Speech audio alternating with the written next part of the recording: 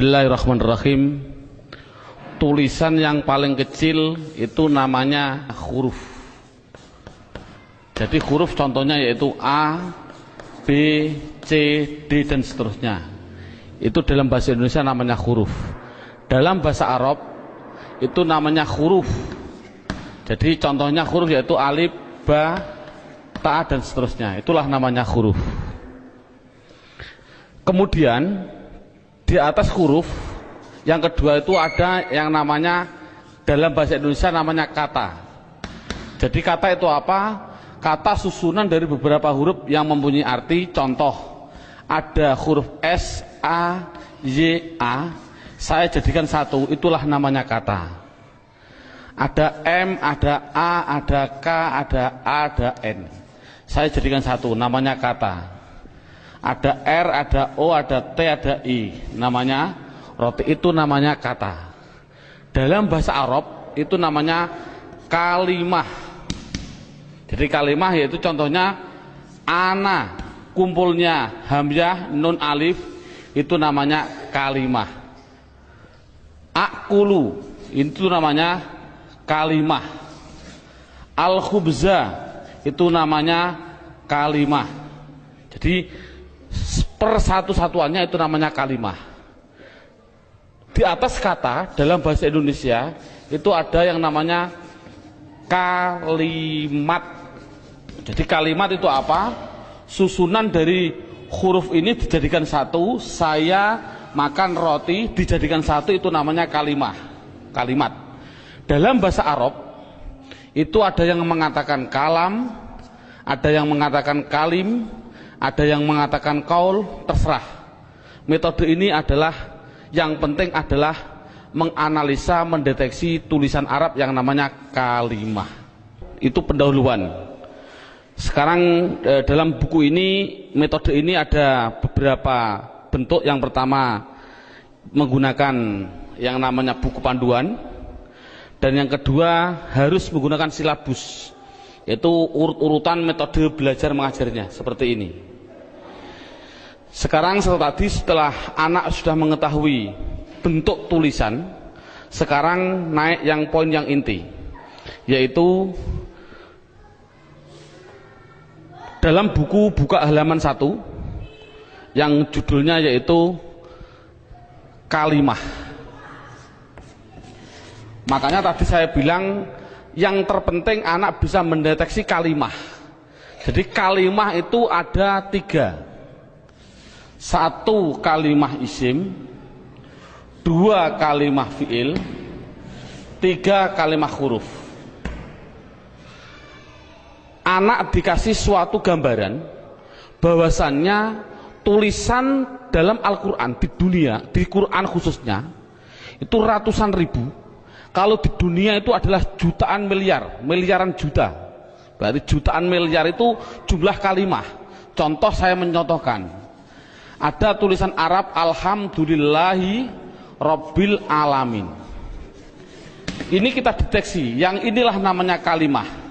Lillahi itu namanya kalimah, Robbi namanya kalimah, alamin namanya kalimah.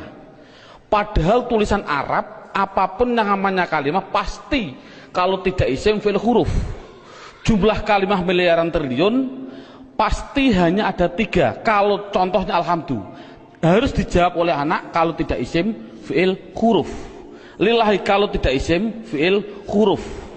Robbi kalau tidak isim fi'il huruf. Alamin kalau tidak isim fi'il huruf. Selamanya. Makanya tulisan Arab di dunia itu sebenarnya hanya ada 3, yaitu isim fi'il huruf. Makanya sering saya ngasih pemikiran pada anak, tulisan apapun tulisan Arab hanya ada 3. Masuk 3 kok 3 tahun. Makanya menurut metode saya, insya Allah saya mengatakan kalau hanya ada 3 berarti per satunya itu 2 jam, makanya cukup 6 jam insya Allah praktek baca kitab. Amin Allahumma amin. Ini sekarang setelah anak sudah tahu jumlah kalimah ada 3, sekarang bagaimana saya mengetahui alhamdulillah itu isim fi'il atau huruf, lillahi itu isim fi'il atau huruf. Makanya akan saya ulas satu persatunya. Bagaimana cara mendeteksi isim itu fi'il itu huruf. dibuka pada bukunya halaman 2. Dalam bukunya halaman 2 dilihat judulnya cara mengetahui isim. Jadi cara mengetahui isim itu dengan 2 cara. Satu mengetahui artinya. Kalau memang artinya itu kok menunjukkan suatu kata benda atau suatu kata sifat, pasti itu dikatakan isim. Jadi isim itu kalau tahu artinya itu menunjukkan benda atau menunjukkan suatu sifat, pasti isim. Sama dengan fi'il nanti juga sama. Cara mengetahuinya fi'il dengan 2 cara sama. Satu mengetahui artinya. Kalau memang artinya menunjukkan suatu kata kerja, itu pasti fi'il. Nah di dunia ini kan hanya ada 3. Pasti kalau tidak kata benda, kata sifat, kata kerja. Saya contohkan, duduk itu kerja atau apa? Jawab saja, anak dites. Contoh saya bilang, duduk, isim, fi'il atau huruf? Anak akan jawab, fi'il, karena artinya kerja. Saya contohkan lagi, ada tulisan Arab, mim, sin, jim, dal. Ini tulisan Arab. Kalau tulisan Arab harus dijawab, lafal mim, sin, jim, dal, ini isim, fi'il atau huruf? Anak pasti akan menjawab isim. Tahu kok isim? Karena artinya menunjukkan suatu benda. Ini berarti kan sudah bisa anak. Saya contohkan lagi. Saya bilang ada tulisan Arab. Coba anak-anak lafal Arab ini jawab dengan 3 kategori, isim, fi'il atau huruf. Ini saya contohkan, mim, dal, ro, sin, ta. Artinya madrasah. Harus dijawab isim, fi'il atau huruf.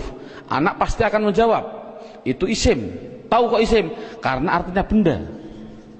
Oh 100. Jadi kalau ada apapun artinya benda atau sifat, contohnya Allahu Akbar, saya menerjemah Akbar itu artinya agung atau mulia. Ini agung itu kan suatu sifat, otomatis Akbar ini harus dijawab. Akbar itu isim, fi'il atau huruf? Anak akan jawab Akbar pasti isim. Tahu kok isim? Karena artinya itu suatu sifat. Jadi kesimpulannya adalah anak bisa mendeteksi, pertama mendeteksi isim, fi'il, huruf dari artinya.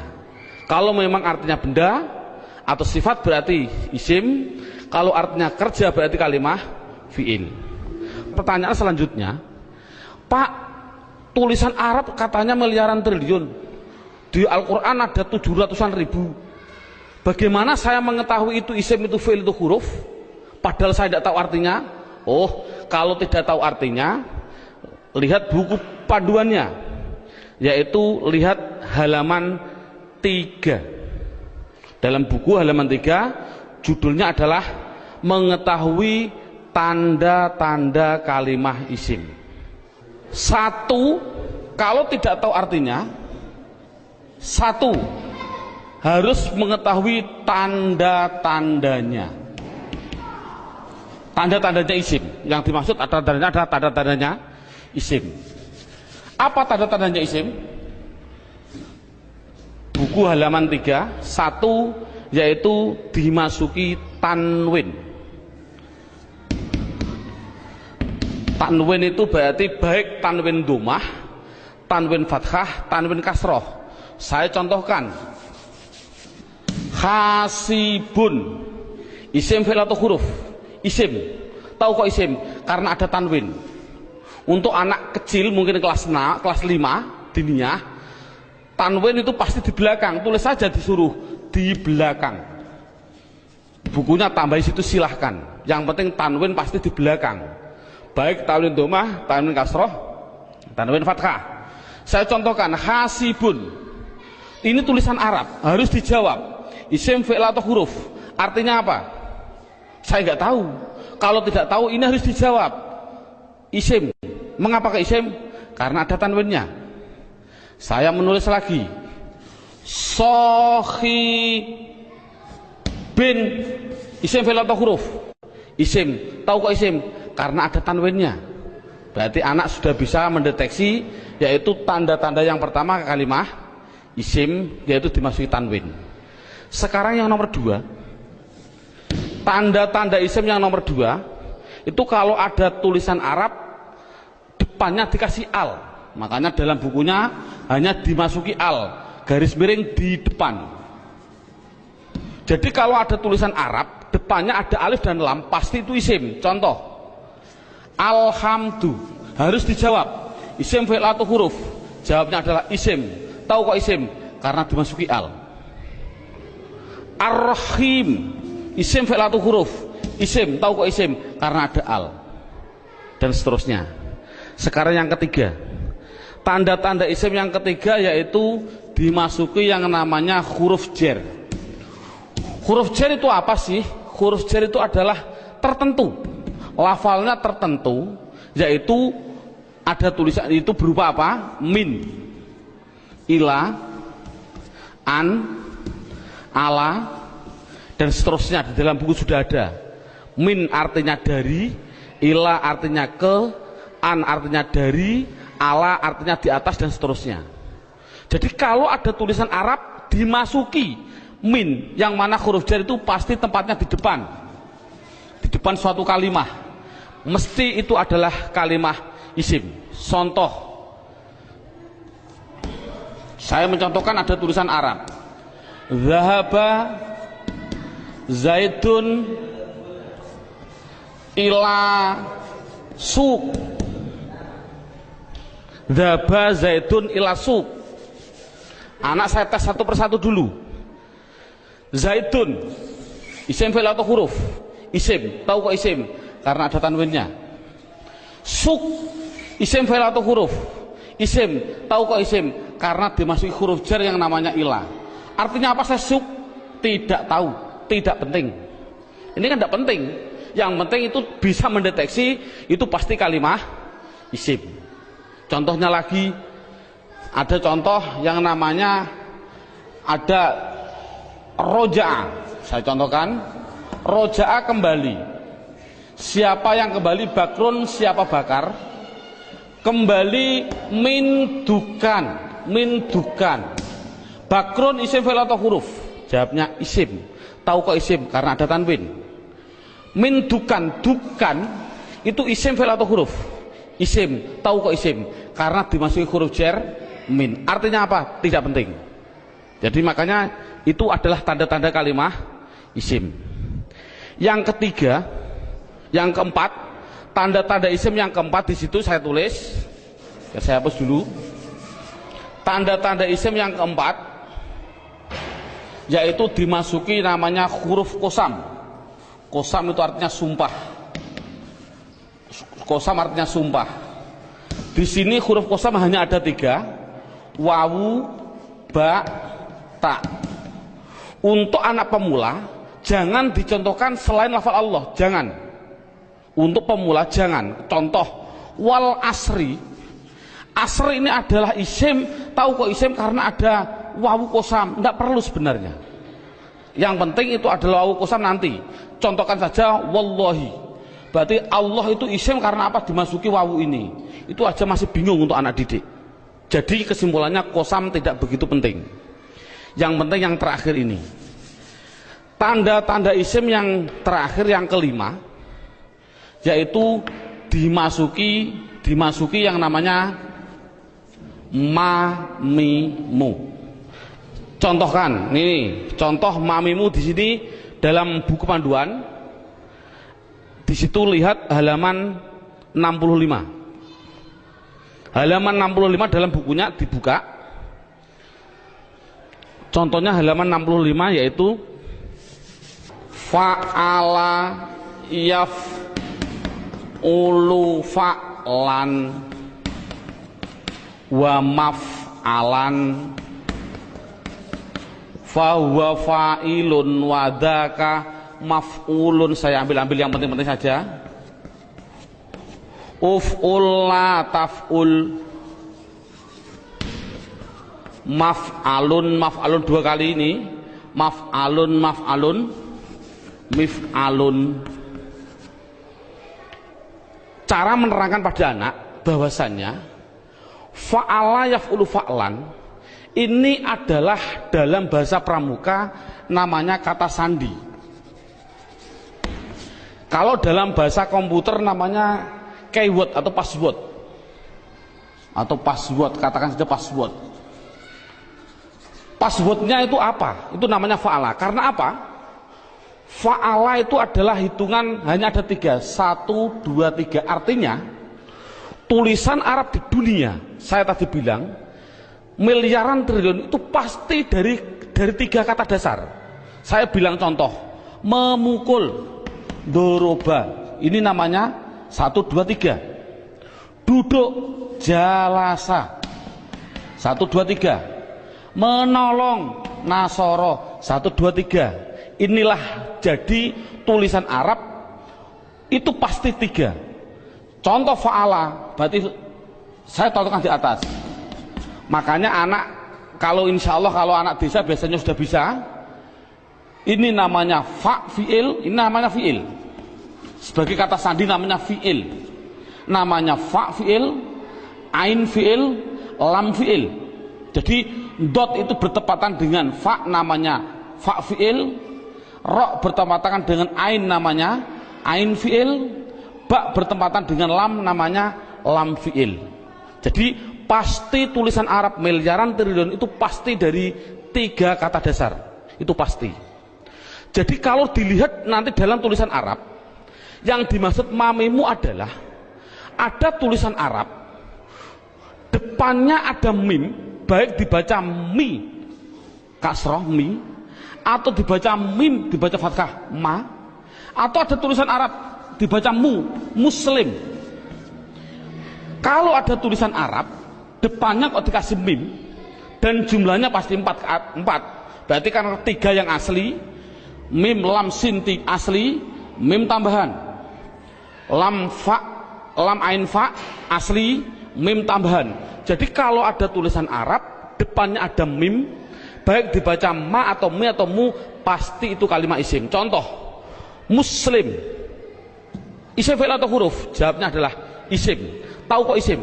Karena dimasuki mu. Saya menulis masjid, isim fi'il atau huruf? Isim. Tahu kok isim? Karena dimasuki ma. Dan seterusnya. Saya bilang madrasah, isim fi'il atau huruf? Isim. Tahu kok isim? Karena dimasuki ma. Jadi tulisan Arab kalau ada mim dibaca baik fathah, kasroh, dumah, itu pasti kalimah isim. Sekarang saya tambah sedikit suatu pengenalan. Kalau ada tulisan Arab,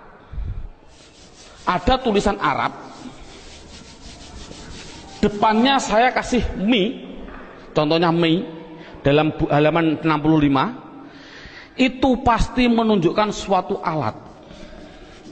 Pasti. Contoh saya contohkan rowaha sama dengan fa'ala. Rowaha artinya angin. Coba kalau kasih mi bunyinya apa? Samakan dengan ini. Berarti mati hidup hidup. Rowaha kasih mi bunyinya mirwahun.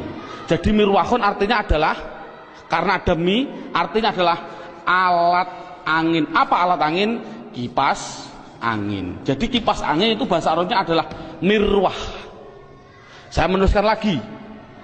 Kalau ada tulisan Arab di belakangnya ada tak seperti ini, tak, pasti itu hanya tambahan, tidak akan asli. Pasti tambahan. Contoh, satoro. Satoro saya nulis artinya pinggir. Coba kalau kasih mi, bunyinya apa? Mistorun. Tapi tak ada masalah lah. Mistorotun. Apa mistorotun? Penggaris salah. Yang betul adalah alat pinggir, yaitu penggaris sama. Jadi kan sama tujuannya, semuanya. Kalau ada tulisan Arab, depannya dikasih ma, ada arti 2, yaitu mengartikan 2. Namanya menunjukkan suatu tempat atau suatu waktu, menunjukkan waktu. Tinggal pilih kondisional. Untuk guru tolong hanya sebutkan saja pasti maf'a, karena nanti dalam pendalaman ada yang namanya maf'i ada, tapi tidak perlu dicontohkan pada murid. Yang penting adalah maf'a. Kalau ada lafal maf'a, pasti tinggal pilih menunjukkan tempat atau waktu. Contoh, Darosa belajar. Coba kalau kasih ma bunyinya apa? Madrosun. Kasih tak aja lah, tidak masalah lah. Apa namanya? Madrosatun. Darosa belajar. Kalau madrosatun artinya apa? Sekolahan, jangan sekolahan. Artinya itu tempat belajar, yaitu sekolahan, sama. Semuanya seperti itu semua. Kataba menulis. Coba kalau kasih ma bunyinya apa? Maktabun. Apa maktabun? Maktabun artinya tempat menulis. Apa? Meja. Jadi meja tulis bahasa Arabnya maktab dan lain sebagainya. Ada yang mengatakan tempat nulis itu adalah kantor, boleh. Jadi maktabun kantor, boleh. Karena memang kantor itu untuk tempat menulis juga. Dan seterusnya. Setelah itu yang penting anak bisa mendeteksi kalimat isim. Ini alhamdulillah cukup sampai ini. Minimal anak bisa mendeteksi media harokat pasti isim. Karena apa? Kita semua bisa melihat yang namanya isim di media harokat itu pasti ada tanda-tandanya itu semua, kecuali satu yang namanya mudhof. Ini murid tidak perlu diterangkan. Ini khusus spesial guru, karena semua media harokat bisa dideteksi itu isim. Saya bisa mendeteksi kecuali satu, apa yang namanya mudhof. Berarti mudhof. Apa mudhof itu? Nanti tidak perlu kita terangkan pada anak. Ini yang pertama. Sekarang alhamdulillah beberapa menit sudah bisa anak bisa mendeteksi tulisan Arab yang namanya isim. Sekarang kita mendeteksi yang kedua yang namanya kalimah fi'il. Kita mendeteksi yang kedua namanya kalimah fi'il. Tadi saya bilang kalimah ada 3 isim fi'il huruf. Isim mengetahui artinya, kalau benda sifat menunjukkan benda atau sifat berarti isim. Kalau tidak tahu artinya, mengetahui tanda-tandanya. Sama dengan fi'il. Kalau mengetahui artinya, itu artinya menunjukkan suatu kerja, berarti kalimah fi'il. Tadi sudah saya terangkan. Kalau tidak tahu semuanya Pak, oh sama dengan isim, yaitu mengetahui tanda-tandanya. Lihat buku panduannya, yaitu halaman 10. Buku panduan halaman 10.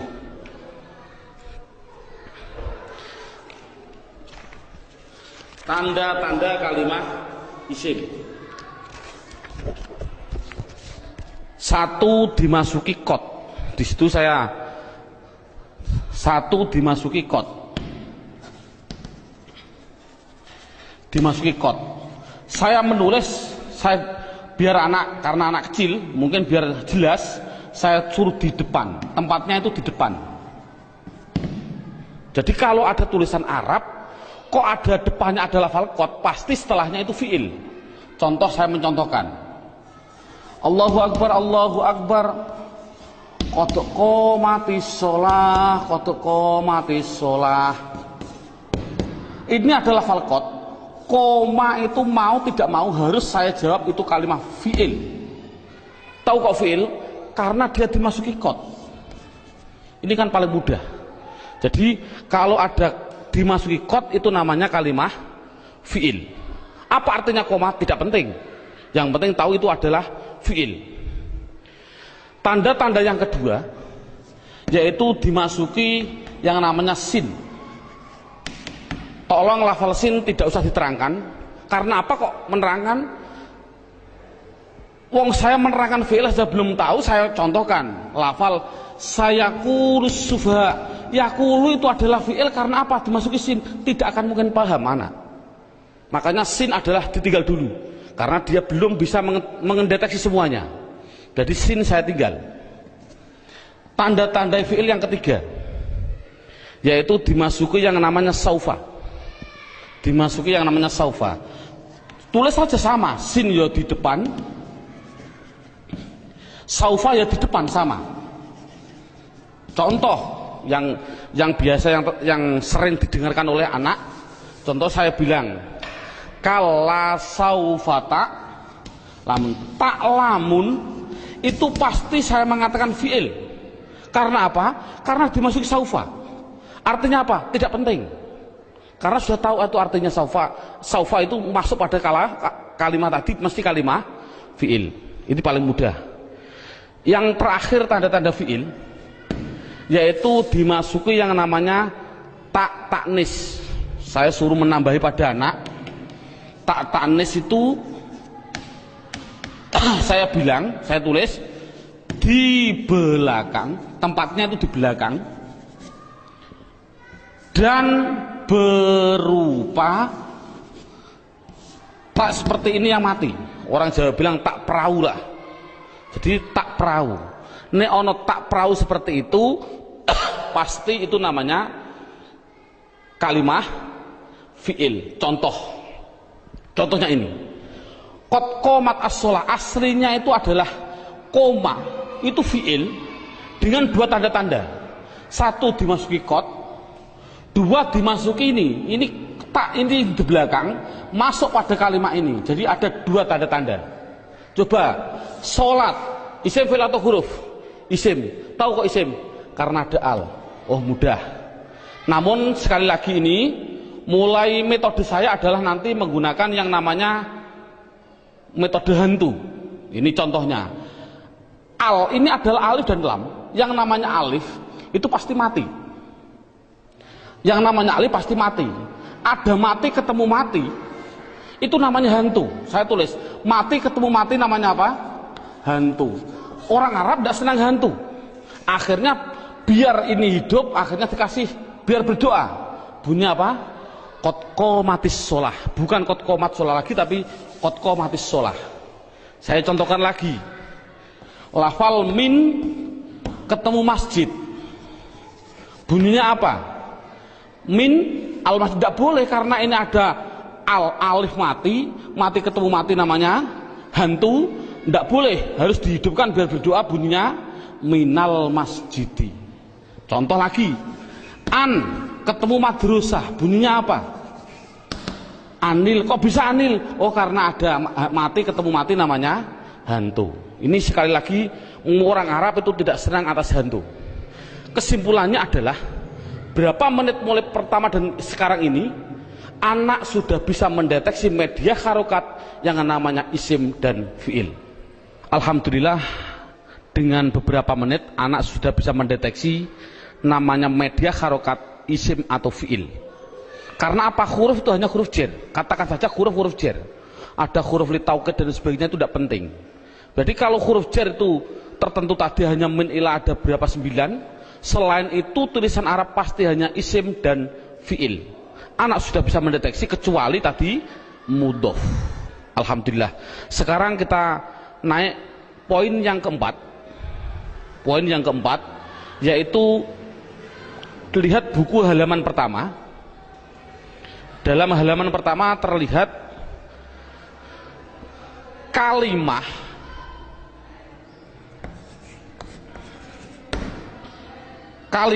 isim,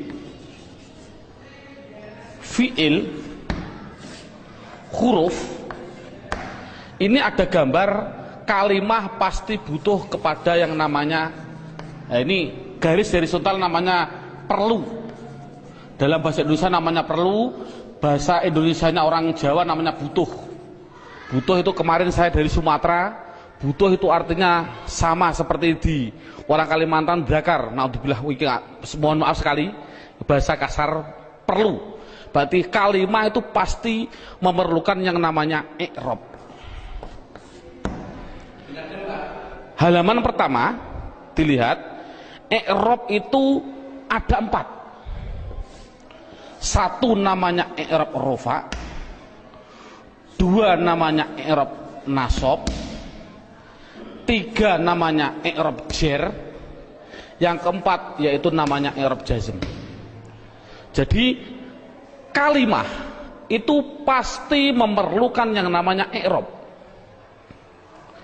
Padahal i'rab ada 4, rofa, nasab, jar, jazm. Dan perlu diketahui kalimah isim itu butuhnya hanya butuh 3, bukan 4. Fi'il butuhnya yaitu 3, bukan 4. Huruf, oh sementara huruf tidak butuh. Jadi yang butuh i'rab itu yaitu khusus yang namanya kalimah isim dan kalimah fi'il. Apa i'rab itu nanti saya terangkan. Yang penting isim itu butuh 3. Apa namanya? Dan perlu ditulis dulu. Anak harus digarisbawahi. Rofa pasti domah. Dibilang pasti. Karena pengalaman saya pada waktu kecil, Pak Guru menerangkan rofa yaitu domah wawu alif nun. Itu saya juga bingung. Makanya saya melihat dalam jurumiyah ada namanya alamat asli, menunjukkan bahwasanya anak, saya punya insting, oh berarti mengapa musonaf kok mengatakan asli domah, inilah mungkin metode saya harus mengikuti seperti ini. Jadi setiap anak pastikan yang namanya rofa pasti domah, yang namanya nasab pasti fathah, yang namanya jer pasti kasroh, yang namanya jazm pasti sukun. Dipastikan dulu. Jadi kalau sekarang kita lanjutkan, yang butuh i'rab itu adalah isim butuh 3. Apa-apa? Isim butuhnya yaitu rofa, nasab, jer. Ini kebutuhan isim. Jadi isim butuhnya hanya 3, rofa, domah, nasab, fathah, jer, kasroh. Tidak butuh kepada jazm, tidak butuh. Ini penting. Adapun yang fi'il butuh 3. Fi'il butuh 3. Apa-apa? Rofa, nasab, dan jazm. Tidak butuh kepada yang namanya jer. Ini anak harus tidak perlulah kita terlalu ngasih pertanyaan terbulak-balik. Contoh, isim i'rab apa yang khusus masuk pada fi'il, i'rab apa yang tidak boleh masuk pada fi'il, tidak perlulah. Yang penting minimal pertama kali tolong ditekankan isim. Fi'il aja tidak penting, nanti dulu. Yang penting kalau bilang isim pasti punya namanya rofa domah, nasab fathah, jer kasroh. Itu isim dulu, matangkan isim. Fi'il tidak perlu ditanya dulu. Jadi sekarang pertanyaannya, apa sih yang dinamakan rofa domah? Rofa itu adalah i'rab. I'rab itu apa? I'rab adalah perubahan pada akhir kalimat atau kata, akhir kata atau kalimah dalam bahasa Arabnya tadi. Jadi kalau ada tulisan Arab, perubahan belakang itulah namanya i'rab. Contoh saya bilang, ada tulisan Arab min sim jim dal, belakangnya itu, kalau ini kan kata benda, ini kan orang tahu kata benda. Kalau benda berarti kalimah isim. Kalau isim harus dijawab, pasti butuh perubahan belakang. Kalau dia rofa ya pasti dun. Apa rofa itu nanti? Pasti dun. Kalau dia nasab berarti pasti dan. Kalau dia jer berarti din. Makanya saya tadi bilang, yang namanya i'rab, khususnya ini, i'rab itu sama dengan nahwu. Contohnya lafal ini, don dan din. Inilah belakang, ini namanya nahwu. Adapun depan ada tulisan mim sim jim dal, bacanya apa? Masjid. Mengapa kok dibaca masjid? Mbok dibaca misjid saja. Inilah perubahan depan, itu namanya sorof. Jadi nahwu sama sorof itu harus gandeng. Mengapa terjadi sekarang ini guru nahwu, guru sorof sudah berlainan, itu sudah jauh. Akan bertemu juga sulit. Karena satu kalimat membutuhkan 2 hal. Yang namanya nahwu dan sorof. Jadi perubahan depan itu namanya sorof, perubahan belakang adalah nahwu. Jadi kesimpulannya lagi, ada kesimpulan ini, tolong nanti anak-anak harus dipahami. Yang namanya isim, yang namanya, saya ini kesimpulan, isim pasti butuh 2 hal belakangnya. Kalau ada al, kalau tidak ada al ya ditanwin. Itu prinsip. Jadi kalau ada tulisan Arab kok dia menunjukkan suatu isim, itu harus kasih tanwin kalau tidak ada alnya. Kalau ada alnya jangan ditanwin. Contoh, masjid ini kan tidak ada alnya, makanya saya balang dun dan din. Coba kalau saya kasih al, al masjid, coba rofanya bunyinya bagaimana? Al masjid, masjidu, jangan ditanwin karena ada al. Nasabnya bunyinya bagaimana? Al masjidah. Jernya bunyinya bagaimana? Al masjidi. Ini contoh. Dalam buku panduan saya, anak harus dites dengan contoh 2, yaitu dengan lafal basmalah dan takbir. Saya contohkan. Kita kasih contoh yang biasa dibaca oleh anak.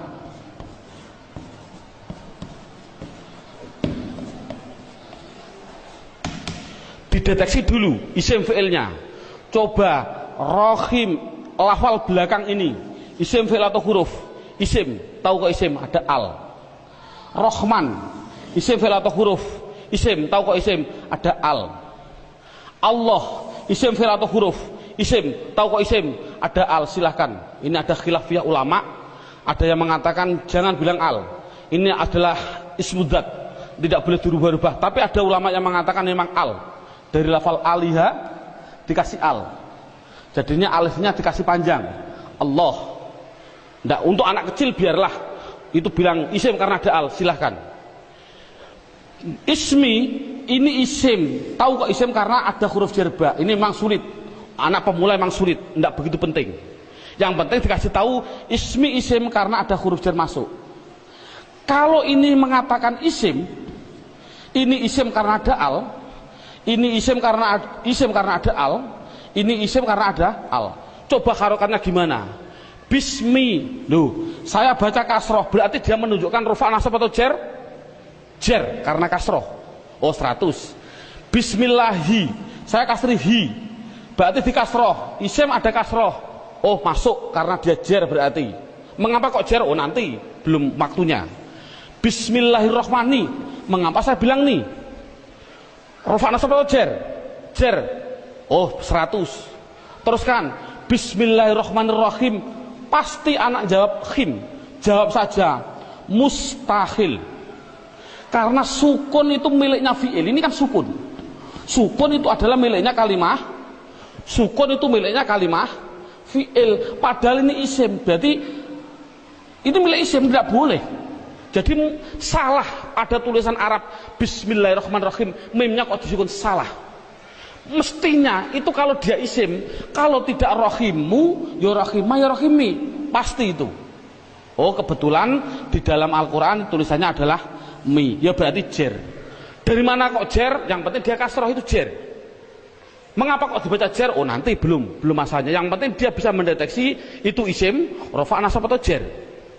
Ini kan anak sudah lumayan. Dengan berarti gambaran rohim ini adalah menggambarkan anak biar tahu, oh isim tidak boleh ditanwin. Loh kok disukun pak? Oh tidak boleh tanwin, maaf, disukun. Mengapa sukun pak? Karena wakof. Saya contohkan lagi 2 contoh. Lafal Allahu Akbar. Allahu Akbar.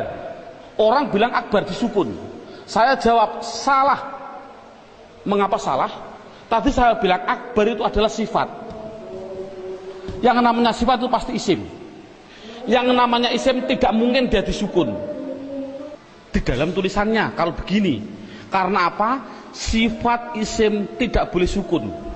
Karena sukun itu miliknya fi'il. Kalau isim itu pasti kalau tidak ru, ya roh, ya ri. Mengapa tidak ditanwin? Nanti. Yang jelas ini contoh Allahu Akbar. Allah isim, tahu kok isim ada al. Rufa nasab atau jer? Rufa, tahu kok rufa? Karena dumah. Akbar yang betul adalah akbaru. Jadi mengapa kok dibilang bar? Karena wakof. Kalau nulis adalah ru yang betul. Makanya sering saya kasih pertanyaan, bagaimana hukumnya ada orang sholat bilang Allahu Akbaru, sah nggak? Jawabnya adalah sah, karena nakunya seperti itu. Namun yang terbaik memang adalah wakof. Seperti ini, Bismillahirrahmanirrahim, karena wakof. Jadi intinya adalah yang namanya i'rab ada 4 rofa nasab jar jazm. Khusus kita tekankan pada isim. Yang namanya isim belakangnya pasti rofa dumah, nasab fathah, jar kasroh. Itu kesimpulannya. Sekarang silabusnya poin yang kelima, judulnya yaitu pendalaman isim. Buka halaman 1. sama halaman 1, yaitu lihat halaman 1, isim dibagi 2. Ada yang namanya isim mabni, ada yang namanya isim mu'rab. Sekali lagi, isim mabni dan isim mu'rab dibagi dulu. Apa yang namanya isim mabni? Dalam buku halaman 2 ada. Mabni itu adalah, mabni itu apa? Mabni adalah harokat belakang, harokat belakang itu tetap. Saya tulis tetap. Itulah namanya mabni. Jadi mabni itu apa? Mabni harokat belakang tetap.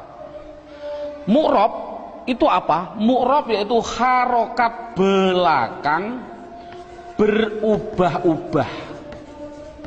Harokat belakang berubah-ubah. Jadi itu kesimpulannya. Jadi isim harus dibagi 2, isim mabni dan isim mu'rab. Isim mabni belakangnya tetap, isim mu'rab belakangnya berubah-ubah. Isim mabni sekarang diperinci satu persatu. Dalam silabus ada isim mabni, yaitu satu namanya isim domir. Saya tulis satu namanya isim domir. Tolong dalam hal ini anak tidak usah diperdalami. Yang namanya pada waktu pengalaman saya dulu kecil, Pak Guru bilang domir itu ada 2, seperti contoh seperti ini. Domir ada 2, domir baris dan domir mustatir. Baris muttasil ada 2, baris munfasil ada 2, muttasil ada 4, dan domir mustatir ada yang jawas dan ada yang wujub. Ini enggak, dulu saya suruh menghafalkan ini domir saja, itu mungkin 1 bulan. Nah, menurut saya kita ambil yang pokok dulu. Dengan metode ini adalah metode saya bilang domir yang berupa domir baris munfasil rufa, yaitu pendalamannya dalam buku. Lihat halaman buku yaitu dilihat halaman 4. Halaman 4 dilihat judulnya isim domir. Di situ saya tulis yaitu lafal huwa, huma, hum, iya, huma, hunna, anta, antuma, antum, anti, antuma, antunna. Yang terakhir ana, nahnu. Jadi jumlahnya 14. 1, 2, 3, 6, 9, 12, 14, 13, 14. Jadi jumlahnya saya bilang isim domir adalah jumlahnya 14. Contohnya huwa, hum. Yang namanya domir itu adalah kata ganti. Dalam buku huwa itu kata ganti dari siapa? Kata ganti dari dia. Dia siapa? Dia laki-laki 1. Ini yang namanya goib. Jadi kesimpulannya huma kata ganti dari siapa? Dia laki-laki 2 yang goib. Hum kata ganti dari apa? Mereka atau mereka. Siapa mereka? Laki-laki 3 ke atas yang goib. Jadi kesimpulannya ini adalah namanya laki-laki. Ini berarti 1, 2, 3 ke atas ini perempuan. Tapi ini adalah semuanya adalah goib. Sekali lagi, ini adalah goib. Berarti dia perempuan 1 goibah atau goib. Goibah. Huma 2 perempuan goibah. Huna 3 ke atas perempuan goibah. Jadi inti kesimpulannya adalah 3 ini laki-laki, 3 ini perempuan yang semuanya adalah katakan goib. Anta Kata ganti siapa? Dari kamu. Kamu siapa? Kamu laki-laki satu yang hadir. Saya simpulkan, intinya ini adalah laki-laki yang anti antuma antuna, saya simpulkan perempuan, namun dua-duanya ini namanya hadir. Namanya hadir. Ana artinya saya, nahnu artinya kita. Penjelasannya, mengapa dhamir dikatakan mabni? Ini anak dijelaskan dengan dua pendekatan. Contoh lafal huwa. Huwa itu kata ganti siapa? Dari dia. Dia satu, orang laki-laki satu, orang Inggris.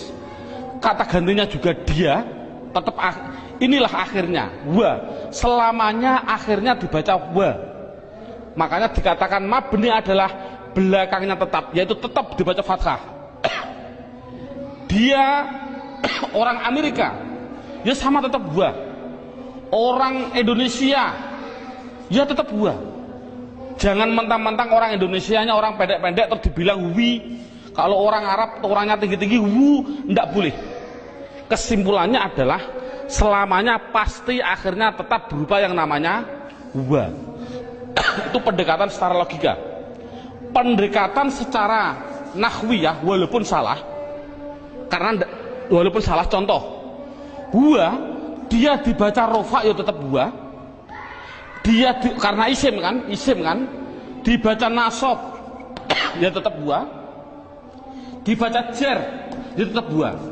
Sekali lagi untuk seorang guru, cara menerangkan seperti ini walaupun salah, kan tidak mungkin wa itu adalah dhamir rofa, kok bisa nasab. Itu contoh seorang guru, ini penting untuk seorang guru. Ini permasalahannya, pengalaman saya keliling, pertanyaan saya itu rata-rata di dalam hal ghaib dan hadir. Saya bilang, apa sih artinya ghaib dan apa sih artinya hadir? Rata-rata orang mikir ghaib adalah tidak ada orangnya, hadir adalah ada orangnya, padahal salah. Pengertian ghaib adalah tidak diajak bicara walaupun ada di sampingnya. Samping saya ada namanya Zaid. Ada orang tanya, Pak Zaid mau ke Semarang kok, bilang pada saya, padahal di samping saya ada Zaid. Ini namanya hadir atau ghaib? Ghaib, karena orangnya bicara sama saya, bukan pada Zaid. Jadi kata gantinya pada Zaid adalah wa. Ini menunjukkan artinya ghaib, yaitu jangan diartikan tidak ada orangnya, diartikan apa? Tidak diajak bicara. Kalau hadir, ya berarti diajak bicara. Itu kesimpulannya adalah mabni harokat belakangnya tetap. Selamanya, contoh mereka selamanya mesti hum, disukun selamanya. Jadi saya tulis di situ pertama isim domir mabni jumlahnya adalah 14. Buka seterusnya bukunya halaman 5. Yang kedua mabni yang kedua yaitu yang namanya di situ saya tulis isim isyarah. Isim isyarah tidak perlu kita terlalu banyak mencontohkan.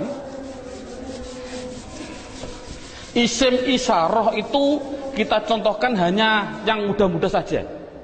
Contoh isim isyarah ada 3. Ada yang namanya qorib, ada yang namanya wasit, ada yang namanya ba'id. Qorib artinya dekat,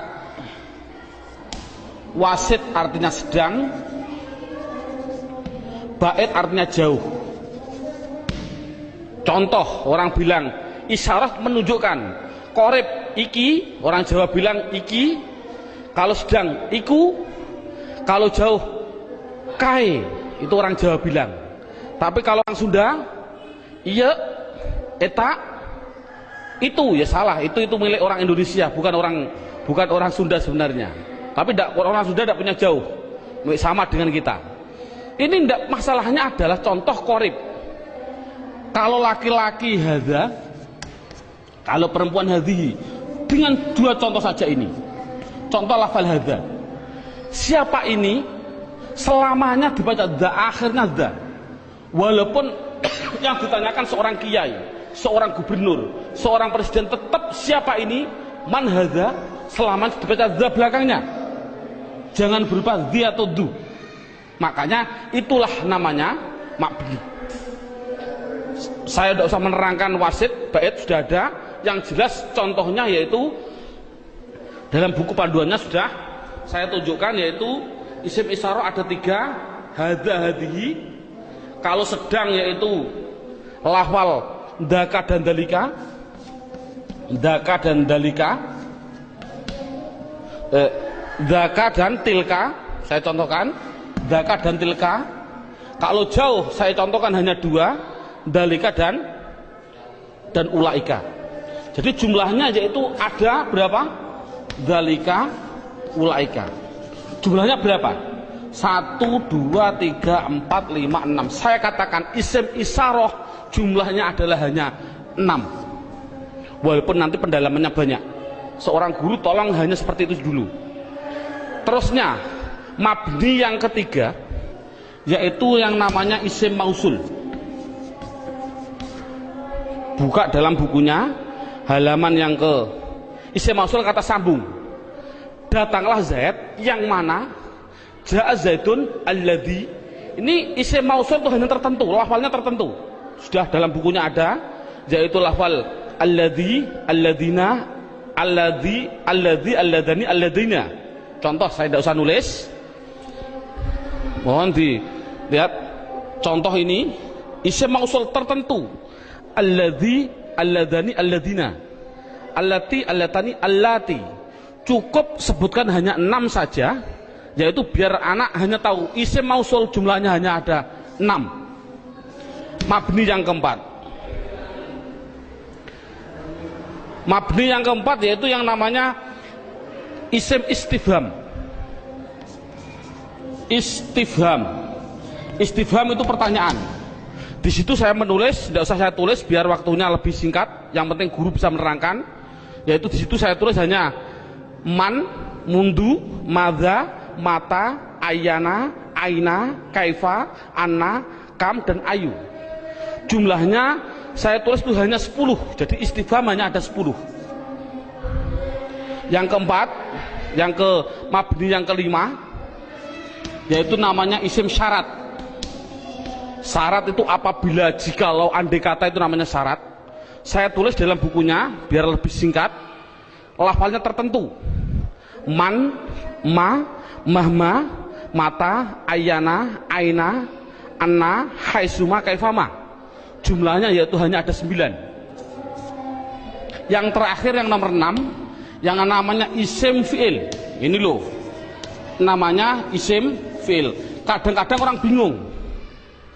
Di situ ada isim fi'il madhi, isim fi'il mudhari, isim fi'il amar. Yang penting contohnya saya bilang isim fi'il amar, isim fi'il amar.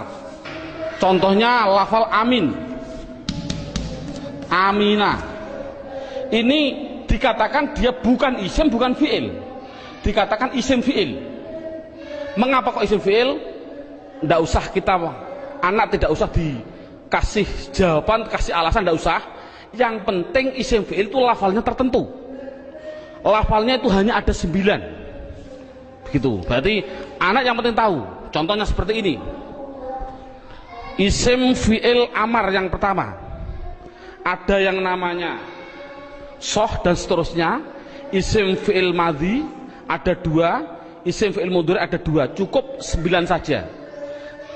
Inti kesimpulannya, isim mabni itu jumlahnya adalah 14, 6, 6, 10, 9, 9, jumlahnya adalah 54.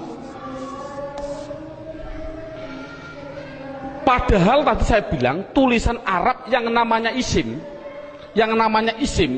di dunia jumlahnya kalimat isim adalah 1 miliar triliun.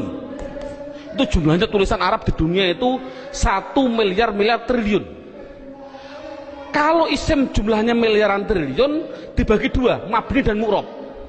Yang namanya mabni yaitu 54, selainnya pasti mu'rob. Kesimpulannya, isim mu'rob adalah yang tidak berupa mabni. Saya mohon maaf untuk seorang ustadz, seorang guru. Dulu pada waktu saya masih kelas 1 sanawiyah, sudah diajarkan oleh alfiyah, padahal saya belum memahami betul. Saya ditunjukkan contohnya huwa, isim domir. Isim domir huwa itu dikatakan mabni karena apa? Karena yang namanya mabni adalah serupa dengan huruf. Mu'rob tidak serupa dengan huruf. Jadi yang namanya mabni serupa dengan huruf. Serupa di dalam apanya? Ada sibe wat'i, sibe iftikori, sibe. Tidak perlulah kita sementara, nanti dulu. Yang penting anak bisa, yang namanya mabni pasti tertentu lafalnya, dan dia pasti serupa dengan huruf.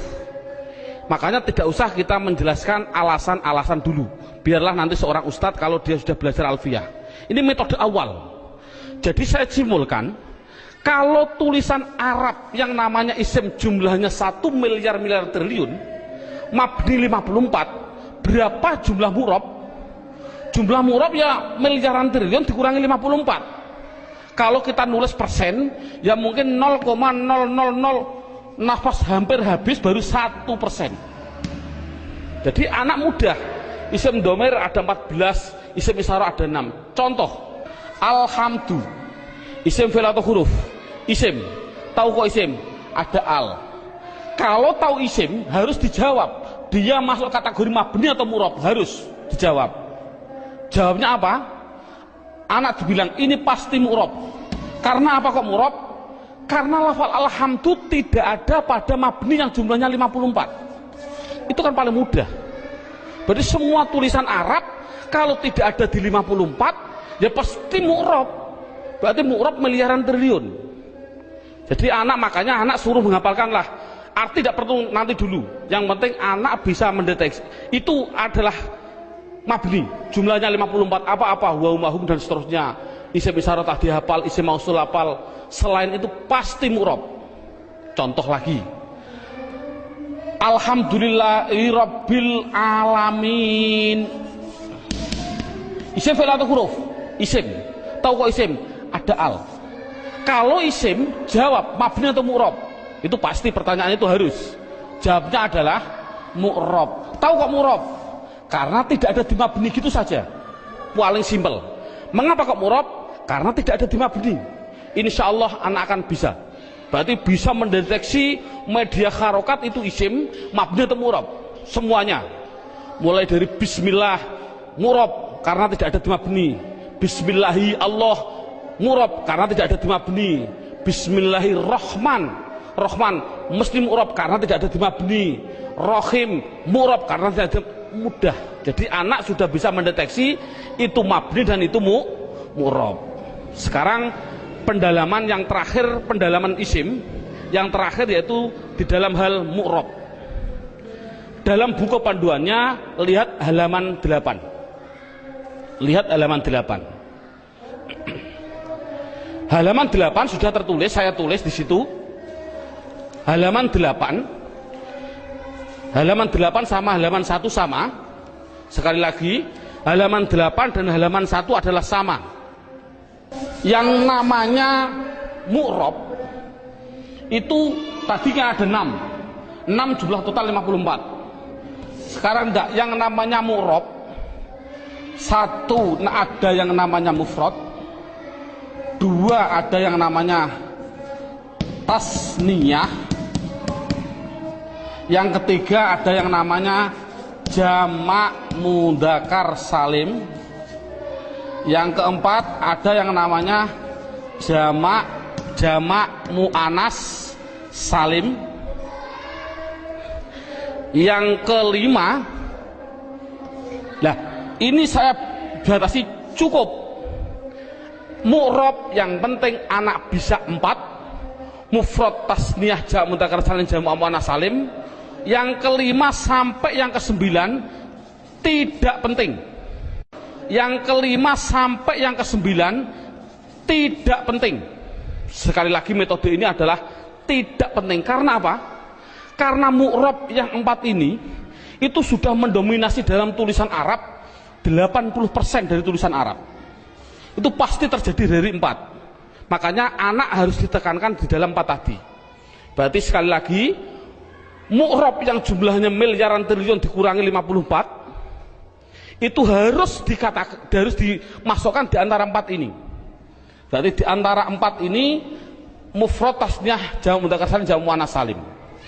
Sekarang anak diterangkan apa sih yang namanya isim mufrad. Lihat ini, mufrad itu bahasa Arab. Artinya apa mufrad? Artinya satu. Baik dia seorang laki-laki atau perempuan, pokoknya satu, itu nama bahasa Arabnya mufrad. Tasniyah itu bahasa Arab. Apa sih artinya tasniyah? Tasniyah itu artinya 2. Baik dia seorang laki-laki atau perempuan. Yang ketiga namanya jamak mudzakkar salim. Jamak itu artinya banyak, banyak itu artinya 3 ke atas, 3 plus. Mudzakkar artinya laki-laki, salim artinya selamat, berarti laki-laki yang selamat. Ngono selamat cara jani. Yang keempat, jamak muannats salim. Jamak artinya 3 ke atas, muannats artinya perempuan, salim selamat. Jadi sementara anak dites dengan bahasa Jawa atau bahasa Indonesia, disuruh mengarabkan. Contoh saya bilang, coba saya bilang 2 buku itu mufrad atau tasniyah atau jamak mudzakkar salim atau jamak muannats salim? Jawab tasniyah. Tahu kok tasniyah? Karena artinya 2. Saya bilang 5 bakar, mufrad, tasniyah atau jamak mudzakkar atau jamak muannats? Jawab jamak mudzakkar salim. Karena apa? Artinya 5, 3 ke atas, zaid adalah, bakar adalah laki-laki. Jadi anak sudah bisa dites dengan bahasa Jawa, disuruh membahasa Arabkan. Contoh sekali lagi, 2 zaid tasniyah, 5 bakar jamak mudzakkar salim, 10 hindun, hindun itu perempuan, jamak muannats salim. Bakar 1 artinya mufrad, Zainab 1 artinya mufrad bahasa Arabnya. Nah, kalau ada tulisan Arab kok tidak berupa mabni yang jumlahnya 54, pasti harus dimasukkan mu'rab. Kalau mu'rab harus dimasukkan di antara 4 ini, harus apa mufrad, apa tasniyah, apa jamak mudzakkar salim, apa jamak muannats salim, pasti harus masuk semua tulisan mu'rab. Contoh, nah ini bagaimana saya mengetahui Pak tulisan Arab itu mufrad, tasniyah, jamak mudzakkar salim, jamak muannats salim? Lihat bukunya halaman 8. Kalau ada tulisan Arab,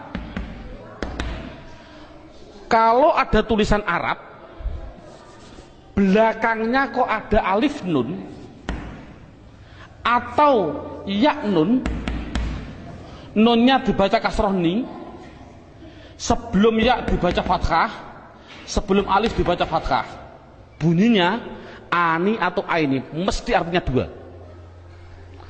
Kalau ada tulisan Arab belakangnya kok berupa wawun nun atau ya nun, nunnya tapi dibaca na, baca fathah na, sebelum ya dibaca kasroh, sebelum wawu dibaca dhammah.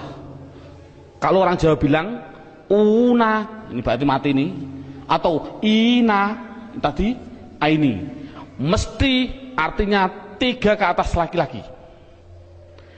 Kalau ada tulisan Arab belakangnya berupa alif dan tak, taknya tak perahu, sebelum alif dibaca fathah, taknya hanya 2, kalau tidak ton ya tin, itu pasti dikatakan jamak muannats salim.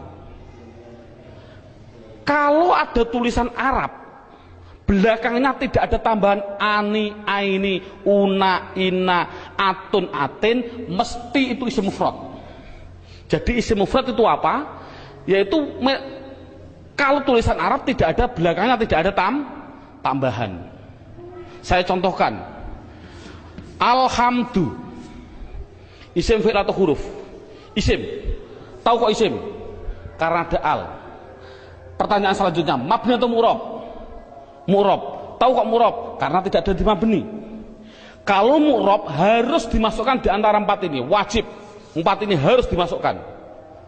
Berupa apa? Mufrad. Tahu kok mufrad? Karena belakangnya tidak ada tanda-tandanya. Ani, aini. Ini kan dal. Dal ini kan tidak ada tambahannya. Oh, jadi alhamdu adalah isim mufrad. Contoh lagi. Bismillah, alhamdulillahi rabbil alamin. Alamin. Pertanyaan, isim fi'il atau huruf? Isim. Tahu kok isim? Ada al. Mabni atau mu'rob? Mu'rob. Tahu kok mu'rob? Karena tidak ada di mabni. Kalau masuk mu'rob, masukkan di antara 4 ini. Bunyinya apa? Jamak mudzakkar salim. Tahu kok jamak mudzakkar salim? Karena belakangnya ada inang, ya nun, sebelumnya dibaca kasroh. Cocok gak dengan ini? Ina. Jadi tulisan Arab mesti gitu semua. Kalau mu'rob pasti harus masuk kategori di antara 4 tadi. Ini alhamdulillah berapa jam ini anak sudah bisa 100% mendeteksi isim dan mengkategorikan di antara mabni dan mu'rob. Subhanallah, sudah bagus. Ini untuk apa isim tadi? Oh, nanti. Itu adalah setelah 3 jam. Kita istirahat dulu.